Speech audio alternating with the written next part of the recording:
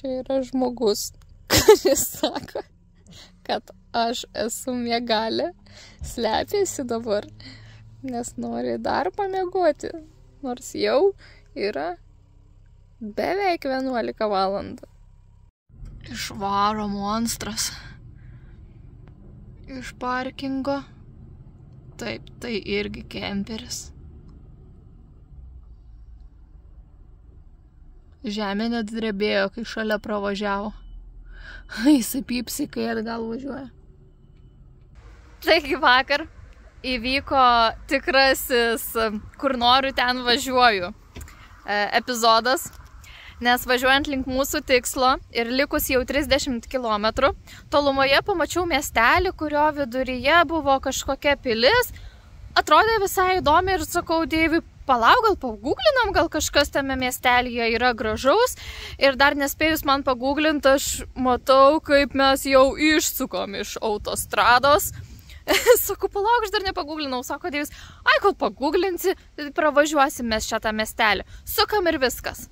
Na ir užsukę, mes važinėjom po įvairias gatveles, visai gražu, ir žiūrim kažkokią aikštelę su labai daug kemperių, labai daug vanų, ir pasižiūrėję per Parkfonaitą, čia dar ir galima užsipilti nemokamai vandens, išsipilti nešvarų vandenį, todėl mes čia apsistojame nakčiai. Na ir šiandien jau einame dar kartelį apžiūrėti šio miesto šviesoje.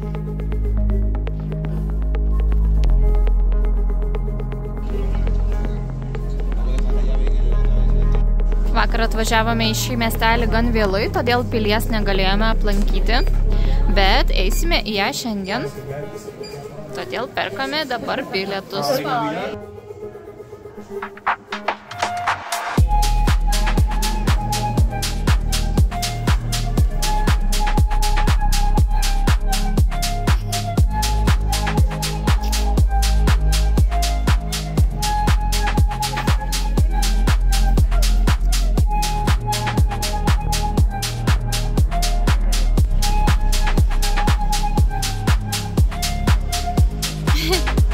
Mojuoja. Bet ne Deivis, ten šiaip kažkas mojuoja. Nu, vau, vaikštom ir negalim patikėti, kad tokiam mažam miestelėje, kur gyvena tik 3000 gyventojų, tokia graži ir įspūdinga pilis. Na, o šios istorijos moralas yra toks. Darykite kuo daugiau nemokamų aikštelių kemperiams, ir tada žmonės atvažiuos sustoti į tą aikštelę ir dar prie to pačio aplankys tą miestą. Iš tikrųjų nebūtumėm čia nei važiavę, o gal būtų, jeigu tiesiog kažkoks parkingas, irgi būtumėm sustoję ir tiek, bet kadangi buvo su visa infrastruktūra susitvarkyti vandeniui, šiukšliam ir panašiai, tai nusprendėm ir pernakvot, o pernakvojant nusprendėm ir aplankyti šitą pilį. Tai va. Ką tik iš to bokštelio sakiau, kad nu jau šitas yra aukščiausias, kur esam, kur dabar užlipom. Bet dabar žiūrim, ne, ten žmonės dar aukščiau. Bet iš čia jau pradeda matytis visa pilis. Ir vynuogynai. Ir miestas, Deividas sakė. Jo, atsiveria ir visas miestas. Bet miestelis, kaip ir minėjau, visai nedidelis. Dėl aukštesnių kažkokių pastatų nėra. Štai tokiu keliu važiavome vakar ir aš tiesiog žvalgiausi į visas pusės ir tada toje pusėje tolumoje pamačiau kažkokius pastatus ir pilį. Štai ten. Ir tada mes nuo čia nusukome ir aplankėme miestelį, kuriame netikėtai praleidom visą parą. Jo, praleidom miestelį Olytę, kuriame praleidome tikrai visą parą. Štai čia ir nusukome. O dabar tęsėme mūsų kelią ten, kur ir buvome suplanavę. Štai taip pasikeitė mūsų kraštovaizdis, bet dėja pasikeitė ir kelio danga. Tenka važiuoti per žvyrkelį. Na ką, galiausiai pasiekėm savo tikslą. Atvažiavome, kur atvažiavome, nežinau. Bet tai labai kažkuom garsi vieta. Štai šis kalnas kažkodėl yra be galo lankomas. Nors pati aplinka tikrai labai graži, atrodo, kad esam kažkokioj dykumoj. Labai įdomus kraštovaizdis ir tikiuosi, kad visose tose vietose dar yra ką pamatyti, nes, kaip ir vien tik dėl šio kalno gal šiek tiek ir neverta važiuoti tokį kelią. Bet visi čia prie jo fotografuojasi, važiuoja prie čia daug kažkokių yra aprašymų, pasiskaitysiu, gal čia kažkas labai ypatingo. Informaciniuose stenduose pagrinde rašo apie tai, kad susidarė šis kalnas prieš 10 milijonų metų, kad jį paveikė erozija, kaip jisai čia atsirado ir panašiai, bet daugiau kažko ir neradau.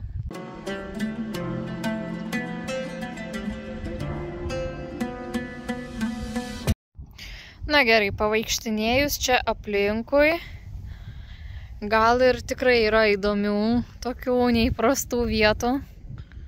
Va, ko trūko šiam slėniui, saulutės, jinai po truputėlį lenda. Vargu ar iki čia pasieks, bet manau, kad būtų daug gražiau. Pradėjo po truputį lysti saulutė. Iš karto spalvos pasikeičia.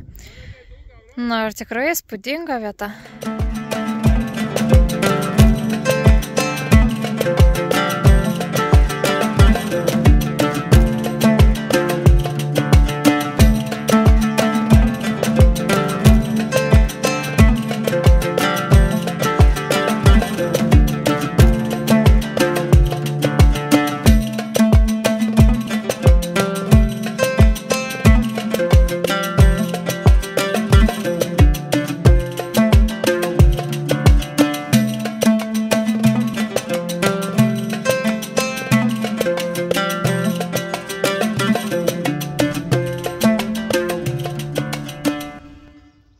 Sveiki, šiandien 8 ryto, jau pasidarėm visą servisą kemperę, važiuosim į kalnus, turim 3 valandas kelią, šiandien anksčiau atsikėlėm ir judėsim pasigrožėti kalnais. Važiuojam, oi, sakau, kažkas priekį lygtais yra, tikrai yra. Pasitinka avytės mus. Čia visa banda avyčių. Ką dabar daryt? Stovim, laukiam. Ir dabar stovi visos žiūri į mus. Ai va, žmogus ateina. Nu, čia visokių ir ožkyčių, ir asiliukas. Mišri banda. Nu viskas, praleidom paskutinės avytės. Galim važiuoti toliau.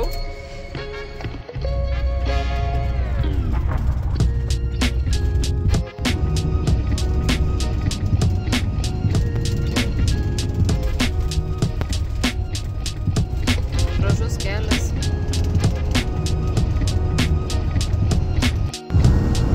Važiuojam ir vėl viskas žalia, tiksliau geltonuoja, kadangi ruduo. Vėl viskas keičiasi, vėl kalnai. Atrodo, vakar buvom dykumoj, o šiandien jau kalnuose. Važiuojam ir kalbam, kad kokia skirtinga ta Ispanija. Geras, kaip aukštai. Nežinau, ar taip matosi. Ten žemai upė. Viskas, lendam į tunelį. Net palikom gulbę trumpam, kad pasigrožėt. Šiek tiek kaip Šveicarijoje kokioj. Na, vis artėjam ir artėjam savo tikslo. Sakė Deividas, tikslas yra ten. Aišku, nepasieksim mes jau dabar su mašina, bet gal pasieksim pėsčiomis.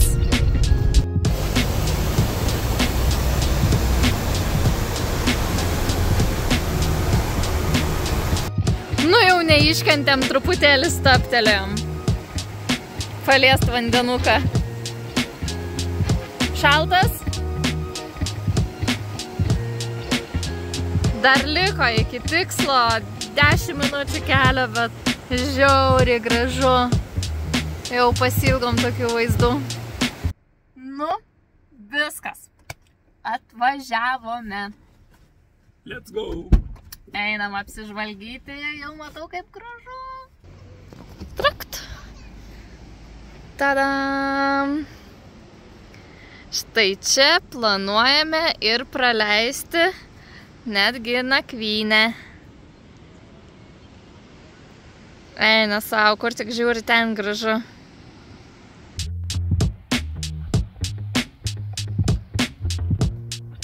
Na, paliekam gulbę ir einam apsižvalgyti po apylinkę, kur čia atvažiavom. Na, jau vandens grožis. Žydras vanduo.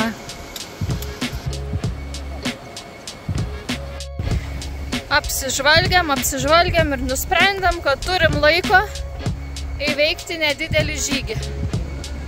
Tad einam pagal šį, net netarsiu, kelią.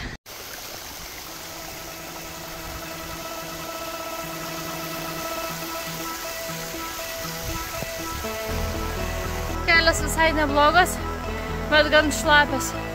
Nemažai upelių ir šiaip labai viskas šlapia. Nu, kelelis tai toks tikrai šlapias, bet pakeliui labai gražus vaizdai. Visai nebesimato jau dabar čia to krioklio.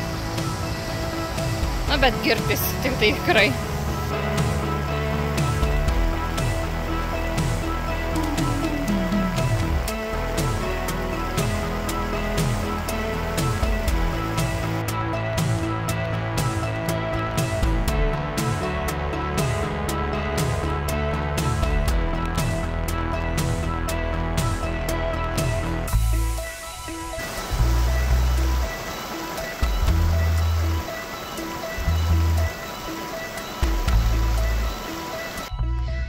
Na ką, einame jau 2,5 valandos. Takas rašė, jog trunka 2 valandas. Tai turim įtarimą, jog truputėlį arba einam ne tuo taku, arba mūsų labai lėtas tempas. Gerai pripažįstu mano tempas. Viskas būtų labai gerai, turime mes to laiko, niekur neskubam, bet saulė kaip ir jau tuoj slėpsis už kalnų. Tamsoje grįžinėti nelabai norisi. Nu tai dar šiek tiek palipėsim. Tuščia, niekur nieko nesimato.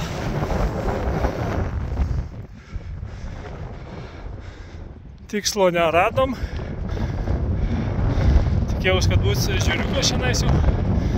Laikas jau senka, saulė leidžiamės ir mes kitą kartą pasieksim kitą tikslą. Per aplinkui nuoja.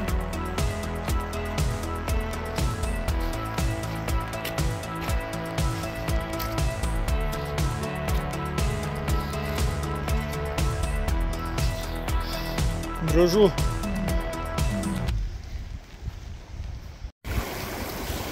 Biškį prasiplaunam.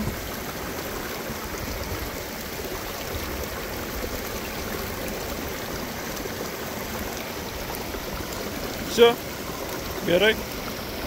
Leidžiamės jau 1,5 valandos ir manom, kad priėmėm gerą sprendimą.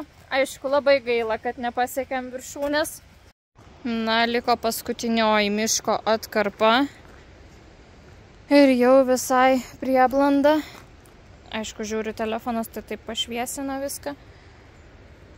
Tai vis kiekvieną minutę džiaugiamės ir džiaugiamės, kad priėmėm sprendimą grįžti anksčiau. Nes kelias, kaip matote, toks ne iš lengvųjų ir nuolatos šlapias, nuolatos upelius reikia kirsti. Gan būtų sudėtinga tamsoje visą tai veikinėti. Nu, dar šiek tiek pasidžiaugiam. Dar galiu ant kojų pastovėti. Viskas, grįžam. Netoli jau ten mūsų mašinytė stovi. Štai ir grįžom. Tai mes esam čionais. Ir nuo čia bandėm pasiekti ežeriuką. Rašo, kad iki ežeriuko 4,8 km. Bet kažkaip nematėm. Aš tai turiu didelį įtarimą, kad mes va taip va ėjom. Ne. Mes nusukom čionais iš karto. Ėjom per tą tiltą vat, ir tada čia. Tai man rodė, kad mes lygiai 4,8 ir nuėjom. Ir užlipus ant aukščiausio akmens nemačiau aplinkui, kur būtų panašus vaizdas. Tai kažkaip nepaskim šio tikslo. O rytoj bandysiu nuo čia eiti į kalno viršūnę. Tai šiandien gerai apšilau, kai bus rytoj, matysim. Bandėm tiek ir neįveikėm, kad Deividas bandys tiek. Ja, o svarbiausia gyvenime taisyklė, manau, yra svarbiausia laiku sustot. Tai šiandien mes praktiškai laiku sustojom. Sustojom ir grįžom atgal. Jau saulė slepias už kalnų, už pusvalandžio jau bus tamsu. Tai manau, grįžom pačiu laiku. Nors ir labai švargome, tačiau finansų analitikė Rūta privalo jums pristatyti pirmojo mėnesio išlaidų ataskaitą. Kaip ir anksčiau, visas išlaidas mes užsirašome ir turime jas suskirstę į kelias kategorijas. Atskirai mes skaičiuojame maisto išlaidas, kiek išleidžiame kavinėse, kiek išleidžiame kūrui, pramogoms, taip pat netikėtoms išlaidoms ir viskas, kas susijęs su kemperiu. Servisai, kempingai, kelių mokesčiai ir visa kita. Taigi, mėnesio išlaidos yra 1892 eurai, iš kurių maistui mes išleidome 370 eurų, kavinėms apie 350, kūrui apie 680, pramogoms apie 230, nenumatytom išlaidom apie 40 ir kemperio servisui apie 200 eurų. Šiaip manome, kad išleidome gan daug. Ir iš tikrųjų net manome, kad stipriai išlindome iš savo biudžeto, bet taip turbūt greičiausiai yra dėl to, jog kuras suvalgė labai didelę dalį biudžeto. Važiavome tikrai daug, kad pasiekti Ispaniją nuo Lietuvos yra labai didelis atstumas ir kuras kitose šalyse yra gan brangus. Atvažiavus čia į Ispaniją mes jau galime pasidžiaugti kuru, bet Vokietija, Belgija ir Prancūzija buvo tikrai brangios šalis. Tad tikėkime, jog kiti mėnesiai kainuos šiek tiek pigiau. Taigi, ačiū, kad žiūrėjote ir būtinai paprenumeruokite kanalą, kad galėtumėte pamatyti kitą mūsų video, kuriame laukia didesnis žygis nei šiandien. Iki!